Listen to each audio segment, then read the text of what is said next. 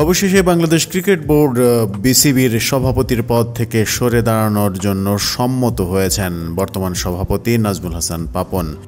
দেশে নেই এমনটাই ধারণা করা হচ্ছে তিনি ইংল্যান্ডে পাড়ি জমিয়েছেন। সেখান থেকেই বোর্ডের এক পরিচালকের সঙ্গে তিনি কথা বলেছেন ফোনে এবং তার সেই মতামতটা জানিয়েছেন। গতকালকেই বোর্ডের পরিচালকরা 7-8 জন একটা মিটিংয়ে বসেছিলেন। সেই মিটিংয়েই আলোচনা করা হয় নাজমুল হাসান পাপনের এমন মতামত নিয়ে। সেখান থেকেই সিদ্ধান্ত নেওয়া হয় পরবর্তী প্রসেসটা কী হবে।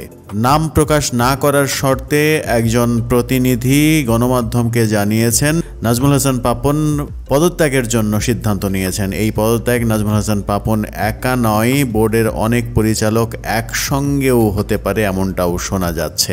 গঠনতন্ত্র অনুযায়ী তাকে লিখিতভাবে পদত্যাগের সিদ্ধান্ত জানাতে হবে এখন, যেটি পরে পরিচালনা পর্ষদের সভায় অনুমোদন করতে হবে। কিন্তু বোর্ড সভা ডাকতে হবে বর্তমান সভাপতি নাজমুল হাসান পাপনকেই, যেটি বিদেশে থেকেও তিনি করতে পারবেন।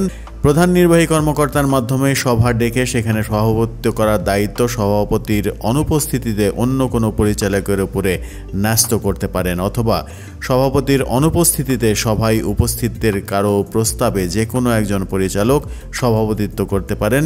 বিসিবি সভাপতি আনুষ্ঠানিকভাবে পদত্যাগপত্র পাঠালে ওই সভা ডাকা হবে বলেও জানা গেছে।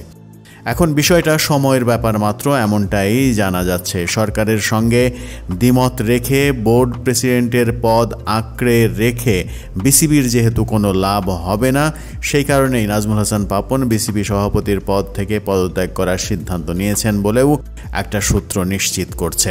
বিসিবির সব পরিচালক একসঙ্গে পদত্যাগ করতে পারেন এমন গুঞ্জনও রয়েছে, তবে সেটি আপাতত হচ্ছে না বলেও শোনা যাচ্ছে। কারণ সামনে মেয়েদের টি-20 বিশ্বকাপ, সেটি বাংলাদেশে হবে না বলেও শোনা যাচ্ছে। আইসিসি বিকল্প ভেন্যু হিসেবে সংযুক্ত আরব আমিরাতের দিকেই চোখ রেখেছে। ভারত সেই বিকল্প ভেন্যু হিসেবে নিজেদেরকে না করে দেওয়ার পর সংযুক্ত আরব আমিরাতের দিকেই চোখ পড়েছে আইসিসির। সেখানে অনুষ্ঠিত হতে পারে টি-20 নারীদের বিশ্বকাপ।